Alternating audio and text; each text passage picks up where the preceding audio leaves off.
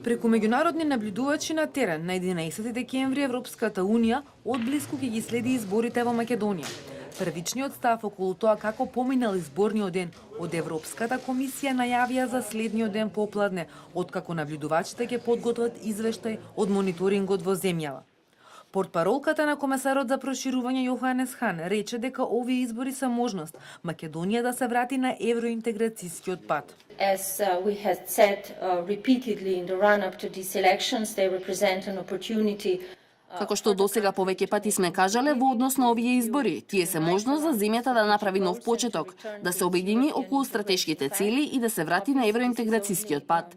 Очигледно, ова е само еден чекор од еден многу подолг процес, како дел од процесот од договорот од Пражино. И е јасно дека ова што е договорено во рамките на овој договор ќе треба да продолжи да се имплементира. Во однос на тоа што ќе се случи како следен чекор, ние се разбира одблиску ќе ги следиме изборите, како што правевме и со целиот процес до изборите. Според информациите од ДИК, Европската Унија акредитирала 16 наблюдувачи, а мониторинг ќе вршат и наблюдувачи од Европскиот парламент, од Парламентарното собрание на ОПСЕ, од Парламентарното собрание на Советот на Европа. Бројот на наблюдувачи кои се акредитираат во ДИК секојдневно расте.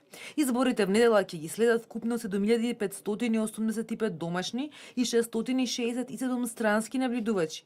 Најбројни од домашните се МОСТ со 3435 наблюдувачи, а веднаш зад нив е Сдруженијето Синергија од Штип со 3387 наблюдувачи. Од странските, најбројна е емисијата на ОПСЕ ОДИХР со 281 наблюдувач и 230 преведувачи. Мониторинг ќе вршат и наблюдувачи од голем број странски амбасади во земјава. Најмногу се акредитирале од Американската амбасада, 51 наблюдувач и 69 преведувачи. За изборите во ДИК се акредитирале и 75 странски новинари.